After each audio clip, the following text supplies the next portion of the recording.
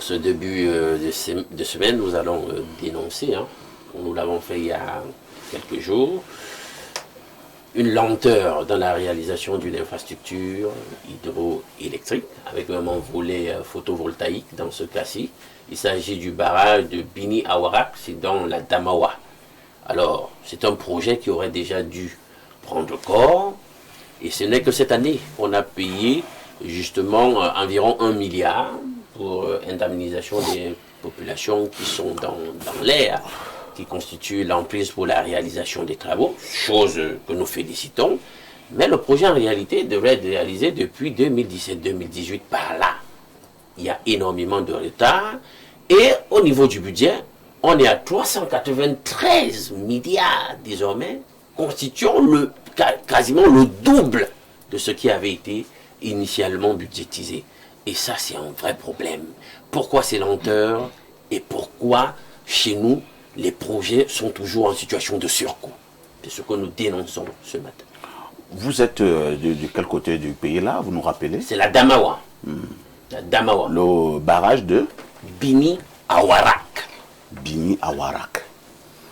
Qui devait venir en soutien à l'Ardo. Et nous sommes déjà au double du budget initial. Oui, et il a fallu environ 10 ans pour payer le milliard dont je suis en train de vous parler. Le petit milliard. Oui, environ 10 ans. Entre-temps, le projet devait être livré quand?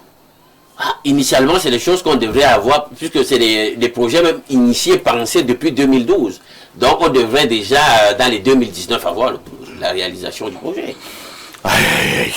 Nous dénonçons ce matin le fait que nos projets, la plupart de nos projets, ne sont pas livrés à temps, et 2, on est toujours à 2 fois, 3 fois plus le budget initial. Bernard, y a-t-il une explication à cette manière de faire? Non, il n'y a pas d'explication. C'est un jeu. C'est un jeu pour ceux qui gèrent ces projets pour piller davantage les deniers publics. Vous savez que le problème des projets, c'est quoi? C'est la conception d'un projet, c'est la maturation d'un projet.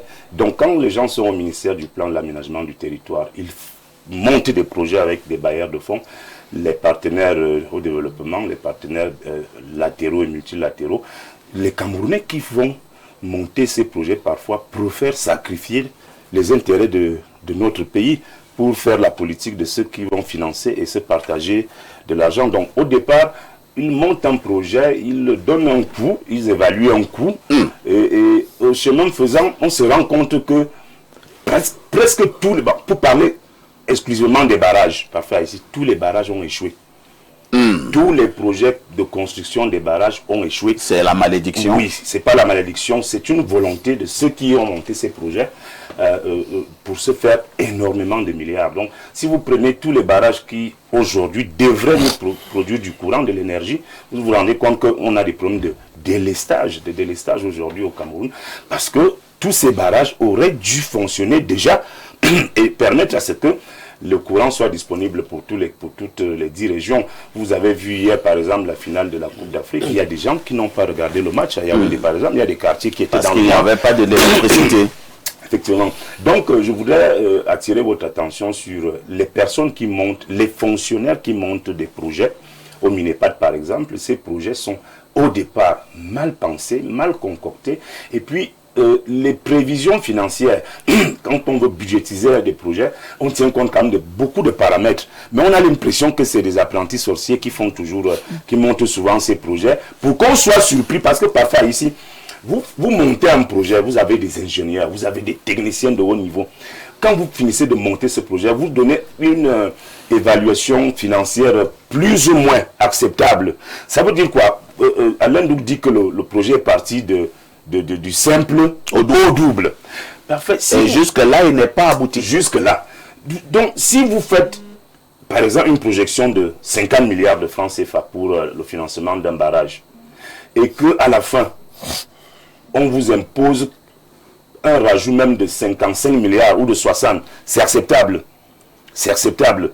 Mais vous dites que ça va coûter 50 milliards et à la fin, vous devez aller à 100 milliards. Et jusque-là, c'est pas fini. Jusque-là, c'est pas fini. Donc, il y a un vrai problème. Il y a un vrai problème au départ. Parce que tout est au départ. Tout est au départ. Comment on pense un projet, comment on l'évalue, Comment on fait des projections financières jusqu'à ce qu'on arrête un budget et jusqu'à ce que vous arrivez même, le budget n'est pas respecté. Bernard, est-ce que tu penses vraiment que c'est la manière de monter les projets qui fait problème au Cameroun? Moi, je vous assure, Bernard, qu'au Cameroun, nous avons de grands experts. C'est de ça qu'il s'agit. Ils savent monter des projets, ils connaissent tout cela. Et pourquoi ils échouent toujours? C'est là donc la question. Est-ce que ce n'est pas tout simplement un bel arrangement? Oui, c'est de ça qu'il s'agit. Je suis en train de démontrer que nos ingénieurs, nos techniciens, nos penseurs là, ils sont souvent de connivence avec les financiers, les bailleurs de fonds, les bailleurs de j'ai une autre question. Hein. Oui. Autant de milliards. Trop de milliards. Qu'est-ce que ces gens font même avec tous ces milliards? Enfin, ici, je vais vous dire quelque chose.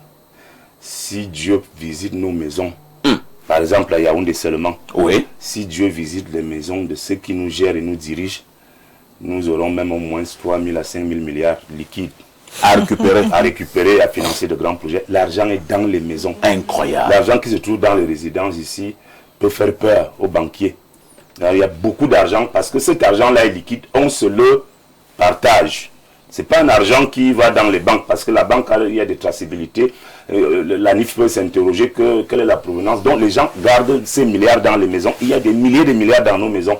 Parce que les gens se partagent l'argent en préparant l'après-billet. C'est ce que les gens disent. Ah bon? Oui, les gens disent il vaut mieux avoir l'argent. Les gens même vont déjà prendre l'argent dans les banques. Hein, depuis que le président n'est pas là. Si vous voyez un peu au niveau des banques, les mouvements, les gens vont à la banque là, ils prennent d'abord un peu. Ils disent qu'on ne sait pas ce qui va arriver. Donc, les gens qui montent les projets sont de connivence avec ceux qui financent les projets. Ils font des spéculations sur le coût de tel ou tel projet parce qu'à l'arrivée, ils vont se retrouver et se partager cet argent-là. Restons un tout petit peu au niveau des barrages hydroélectriques ce matin, Fidèle Castro. J'ai la nette impression qu'il faudrait que nous ouvrions un vrai dossier sur les constructions des barrages hydroélectriques dans notre pays. Je ne sais pas si on peut vraiment parler avec la force des arguments qu'il y a un seul barrage hydroélectrique dans ce pays qui a été construit dans les normes de l'art. Quand je parle des normes de l'art ici, je parle sans parler de trucs qui entrent au détournement, sans parler d'un certain nombre de tripatouillages. Vous allez à Mekine, vous allez à Nakchigal, vous allez à Lompanga, c'est très compliqué. Qu'est-ce qui se passe? Qu'est-ce qui s'est passé avec le projet des barrages dans notre pays, le Cameroun? Est-ce qu'on ne devrait pas ouvrir une grosse enquête? Parfois ici, lorsque je vous ai entendu parler, je me suis dit, parfois ici a raison sur un point. Le Cameroun a des très hauts techniciens. On sait comment monter les projets au Cameroun. C'est clair. Pour aller chercher le financement au niveau des bailleurs de fonds. D'ailleurs, les spécialités aujourd'hui qui sont les universités, oui, sur le management des projets. Ils le savent. Ils savent comment monter les projets pour aller prendre l'argent au niveau international. La question centrale est de savoir comment on fait pour aller prendre l'argent et que ce dont pourquoi on est parti prendre l'argent n'est jamais ressorti de terre. Quand vous parlez de Lompanga, vous connaissez ce qui s'est passé à Lompanga, non? On nous a dit que dès que Lompanga est prêt, nous on n'aura plus de problème. À chaque barrage, c'est ce qu'on nous dit. On nous dit que non, comme tu sais que hein, parfois il faut avoir un véhicule. Même si quand on dit que vous avez un véhicule, les gens vont commencer à vous attendre là dehors. Parce qu'au Cameroun, quand tu as le véhicule, ça veut dire que tu as beaucoup d'argent. Je peux être chauffeur. Hein. Donc, quand vous allez avec votre véhicule sur le mécanicien, quand il commence à te donner le nom des pièces que tu ne comprends pas, tu sais pourquoi il te donne le nom des pièces? C'est pour t'embrouiller. C'est pour t'embrouiller, il veut te dire que la pièce là, tu ne peux pas trouver, donc il faut lui donner beaucoup d'argent. C'est ce qui se passe quand on commence à vous donner les... Parce que sont les noms kilowatts. Kilowatts, ça va augmenter le nombre de kilowatts au niveau... Et tu ne comprends Tu ne comprends. Nous, la population, on ne comprend rien, on sort seulement l'argent. Mekin, Lompanga, on vous a dit non, c'est dit à 60%, non, c'est dit à 70%, c'est dit à 30%. C'est quoi le projet qui est toujours à 20%, 30%, 40%? Tout à l'heure, on va parler de football. Vous savez ce qui s'est passé au Limbe, non? Oui. Vous connaissez ce qui s'est passé au Limbe, non? Moi, je ne connais pas. Au Limbe, il y a eu un budget de départ. Ensuite, il y a eu l'ajout. Ensuite, il y a eu les rajouts. Ensuite, il y a eu les super-rajouts. Ensuite, on vous dit que non. Il y a ce qu'on appelle la réception technique. C'est quoi la réception technique? Les techniciens qui reçoivent. C'est quoi? Les techniciens reçoivent. Les techniciens reçoivent l'ouvrage. Dois-je vous rappeler qu'on parlait du complexe? C'est pas ce qui est sous le stade. Bon, nous on attend encore l'inauguration de l'hôtel. C'est sur le stade. Mais on dit que ça sort de terre quand il fait soleil, non? Ça sort de terre. L'hôtel en question. Et la fédération est obligée d'aller louer les hôtels. L'équipe nationale a séjourné au Hilton, non? C'est là-bas que quand ils géraient ça, c'était au Hilton, non? Pourtant, il y a l'hôtel gratuit. Sous les gradins. Quand c'est sous les gradins, ça veut dire que c'est à l'abri de la population. Oui. Voilà donc des termes techniques. Et on voit tout un gouvernement venir à la télé vous dire que non. Même si la canne est finie, le président Paul Biya, ce monsieur souffre. Il souffre vraiment. Ce monsieur souffre parce que son nom est utilisé à tort et à travers. On voit tout un gouvernement venir à la télé vous dire non.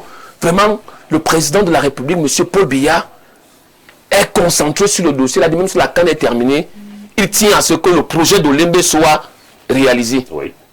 Jusqu'aujourd'hui, on ne parle plus de l'IPOR. On ne parle plus de l'hôtel. Pardon. Je ne veux pas les problèmes. On ne parle plus du gymnase. On ne parle plus de la piscine. On ne parle plus de rien. On fait simplement ce qu'on appelle maintenant les journées portes ouvertes. Pour aller regarder la pelouse. C'est-à-dire que parfois ici, avec les beaux enfants que je connais, le dimanche, comme il n'y a pas... Parce que Yaoundé, le seul centre touristique de loisirs au Cameroun, à Yaoundé, c'est les bars et les églises. Donc le dimanche, quand tu vas amener tes enfants hors des bars et de l'église, va au Lembe. Tu peux visiter, comme les écailles là sont en train de tomber, il faut leur montrer que c'est maintenant là-bas qu'on loge. Là-bas aussi, c'est les locations pour les mariages. Pour les mariages. Les gens se marient déjà là-bas. Les gens se marient au Lembe. Oui, vous louez. Attends. Donc, c'était ce à quoi était de prédestiné au Lembe. C'est ça que c'est. Quoi de mieux? Mais papa, il faut montrer qu'au Lembe existe, non? Si vous parlez de Lompanga, si on revient sur Lompanga est où aujourd'hui? Lompanga, moi je ne suis pas technicien de la chose, mais je constate quand même que chez moi, j'ai le courant de manière épisodique. Oui, c'est de ça qu'il s'agit. Hier, je devais voir mon match au Parlement, à Anguissa. Jusqu'à 20h, de 8h à 20h, il n'y avait pas de courant. Toute la zone là. Tout Yaoundé était dans le noir. Jusqu'à la fin du match. Dans le noir. Il n'y avait pas le courant. Ils veulent pousser les gens à marcher. Merci. On va passer la parole à Madame Frida Nola. Nous sommes en train de dénoncer ce matin ce phénomène, parce que c'est devenu un phénomène au Cameroun. Les projets sont annoncés à grande pompe. Des gens ont budgétisé ces projets. On nous a même donné les délais. On nous a fait comprendre que, bon, comme nous sommes en 2026, en 2030, ce sera fini. Nous nous rendons compte qu'en 2030, il n'y a même pas la moitié. Et en 2030, nous sommes au double du budget initial. Oui, à qui la faute? Il faut avouer que c'est très compliqué. Et il faut rappeler également aux auditeurs que je suis à la base journaliste. Ah bon? Oui, c'est vrai que je suis spécialisée dans le sport. Donc je suis un peu toute l'actualité. Il faut le rappeler. Et c'est un peu décevant. Moi, à un moment, je ne savais pas qu'un jour je vais dire que mieux est Néo. Mais je me trouve à ce niveau-là où je dis mieux est Néo. Très tôt comme ça? Oui, très tôt, parce que Néo au moins se battait à envoyer le courant, même 5 minutes ou 2 minutes avant les matchs. Mais là, hier, ce que j'ai vu hier, là, c'était vraiment terrible pour le premier sacre. Est-ce que ces gens ne s'arrangent pas à énerver les Camerounais? Pour que peut-être les gars, comme ils sont énervés, ils commencent à poser des actes disproportionnés. Est-ce que ce n'est pas une stratégie de pousser les Camerounais à bout? Bon, on regarde ce qui se passe, on pourrait dire que c'est peut-être ça l'objectif souhaité. Mais les Camerounais sont assez lucides et bien éduqués et sont des citoyens disciplinés. Ils ne vont pas pour un oui ou pour un non, ou alors pour une situation compliquée, sortir faire du désordre. On a vu plusieurs projets et vous avez cité autant de barrages. Les barrages se multiplient, mais sauf que... il n'y a pas le courant. Il n'y a pas le courant. En fait, c'est un problème. Et moi, je me dis, c'est une situation... On peut commencer à citer les barrages qui existent déjà au Cameroun. Hein? Oui, vous avez cité les barrages qui existent au Cameroun, sauf que les Camerounais ne ressentent pas ça dans la vie quotidienne. Il n'y a pas le courant. Alors le problème, moi je pense, se situe au niveau de celui qui doit réceptionner ou alors réguler le fonctionnement de ces barrages-là. Parce que vous ne pouvez pas prendre de l'argent, vous revenez encore demander de l'argent et encore demander de l'argent alors que le travail n'avance pas. Il y a le gendarme. Il y a M. Olembe, parce que l'affaire Olembe est un tout petit peu comme l'opération Épervier. Il m'est arrivé, j'étais jeune journaliste, à aller couvrir les procès ayant trait à l'opération Épervier. Je vous assure que même lorsque vous êtes juge, si vous vous contentez simplement de votre formation à l'ENAM, vous n'allez rien comprendre. Rien du tout. Je parle devant les juges. Hein. C'est un écosystème. Rien du tout. C'est un écosystème. Et il y a beaucoup de paramètres entrés en jeu. Oui. Et quand on expliquait cette affaire au tribunal, la tête commençait à faire mal. Les gars Fidèle sont l'a dit, on fait tout pour vous embrouiller, pour vous embrouiller. ainsi de suite. C'est un tout petit peu. Olembe, quand vous expliquez, on a d'abord, on avait les gens là comme Maguil. Maguil. Oui, Après, Maguil c'était qui a été Maguil. élevé. C'était Après, on a amené Pichini. Pichini. Et tout ça, il y a qu'un nombre de milliards. Après, ce n'était plus comme ça. Et l'autre dit, et l'autre nous porte une plainte que nous devons encore donner. Et apparemment, on doit encore donner les milliards là. Et tout c'est. Mais entre-temps, bon, le gars met à partir. Mais Olembe, il n'y a rien. Attends, vous comprenez quoi dans des choses? Moi, je pense qu'on a un problème. C'est le gendarme qui pose problème ici. Celui qui est censé contrôler le travail qui se passe. Ça veut dire que c'est à ce problème-là que le Cameroun a le souci, puisque lorsque vous avez eu un marché et qu'on doit le réceptionner... Pour le cas d'Olembe, on a donné beaucoup de milliards et ce qui devait être fait n'a pas été fait. C'est comme l'avion présidentiel. On a l'avion présidentiel. Ni l'argent. Oui. Non, mais c'est le cas parmi tant d'autres. Parce qu'il y a beaucoup de... Vous voyez par exemple même les routes. Lorsqu'on fait une route, quelques mois après, il commence à avoir des trous partout. Mais est-ce qu'on ne confronte personne à ses responsabilités? Vous avez pris l'argent pour faire une route qui devait faire au moins 10 ans avant de commencer à se détériorer, ou 3 ans, je ne sais pas.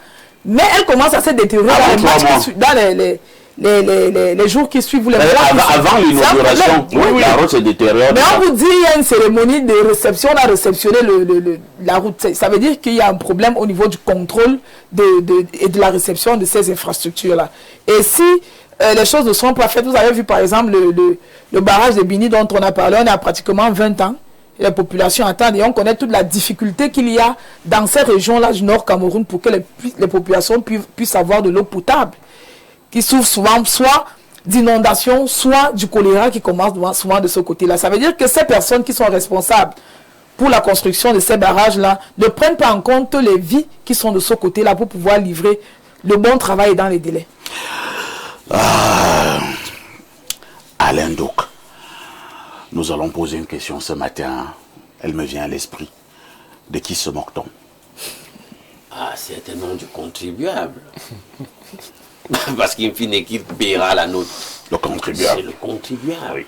Parfait, c'est un problème de réputation. Voilà la réputation qu'on a désormais. Le pays des projets non aboutis, non maturés, avec des surcoûts. Ça, c'est incroyable. Et est-ce que c'est le genre de réputation comme pays qu'une gouvernance doit avoir? Ça, c'est vraiment triste. Sur le projet en question, le partenaire Sino Hydro a pourtant fait un préfinancement de 20 milliards pour entamer les travaux. Le comble, c'est que cette situation pose sur la table la problématique de la capacité de paiement du Cameroun. Ça c'est un fait. C'est-à-dire que pour décaisser une ligne de crédit de 182 milliards auprès du partenaire financier ICBC, le partenaire chinois, il était requis. Il y avait le préalable d'une police d'assurance et tout, de l'ordre de 23 milliards. Le pays a tardé à payer cela, parfait. On a payé tardivement et puis ça crée une crise de confiance chez le partenaire, etc., qui commence à faire des slaloms dans la façon de poursuivre le projet, d'autant plus qu'il commençait à accuser le pays, ou alors il disait que le pays, à ce moment-là aussi, a fait un défaut de paiement là, avec un autre partenaire, etc. Donc vous voyez que toutes ces choses mises ensemble, ça devient totalement kafkaïen. Bon, la raison pour laquelle nous faisons une telle dénonciation ce matin, c'est pour essayer d'utiliser un défibrillateur et dire aux gens, bon, peut-être qu'on était là dans une situation, je sais pas moi, de coma, ou je sais pas moi, d'endormissement ou d'évanouissement. Voilà un électrochoc. On confronte les gens au fait pour qu'ils se réveillent et pour qu'ils essayent de faire différemment les choses. Maintenant, ils nous disent que la relance des travaux, ça doit être dans la zone 2027, 2028, 2029. Donc c'est dans cette fourchette-là que cette plage que nous allons avoir la reprise des travaux pour une mise en service effective, ils disent, en 2033. Donc, Entre-temps, l'argent est parti où? On t'a Parce que mon problème, c'est l'argent. Hein. J'ai pas dit- Parce que l'argent, là, on fait comment? Les gens se sont partagés l'argent. C'est très grave. Vous allez payer 2 fois le prix. Ça c'est au moins déjà sûr. et la Je vie dis au continue. moins. Oh, bien sûr. Tu sais, Alain, je vais te dire un truc en Et personne ne peut interpeller ces personnes. Alain, C'est tu sais ça ce le que je vais te véritable dire ce problème. matin? Quand je vois le volume des détournements dans ce pays depuis une trentaine d'années, et le pays n'est pas vraiment encore à genoux, je me dis que Dieu a gâté le Cameroun. Alain, c'est pas vrai. On est extrêmement riche, mais bon. Le Cameroun est extrêmement riche. à fait. Les gens ne peuvent pas voler des centaines de milliards Par comme jour. ça par jour. Et le pays est quand Je te dis même que par encore rapport debout. à ce que tu dis là, j'ai eu une indiscrétion hier pour des retraits qui se font de la part de 2 entités gouvernantes, 2 portefeuilles ici au niveau du trésor. On m'a dit chaque jour. Je dis chaque jour. Mais attends. Merci. Tu comprends qu'il y a l'argent, mais ça c'est autre chose, ça c'est d'autres intérêts d'autres personnes. Dieu a gâté le Cameroun. Alors, lisons rapidement quelques messages. Hein. Bonjour le panel. Pourquoi vous n'invitez pas les responsables de ces structures sur le plateau? Appuyez vos invitations à la télé. Comme ça, s'ils ne viennent pas, tout le pays saura qu'ils refusent de nous éclairer et nous allons leur laisser ce pays. C'est Bakayoko depuis Samblima. Monsieur Bakayoko, ils ne viendront jamais.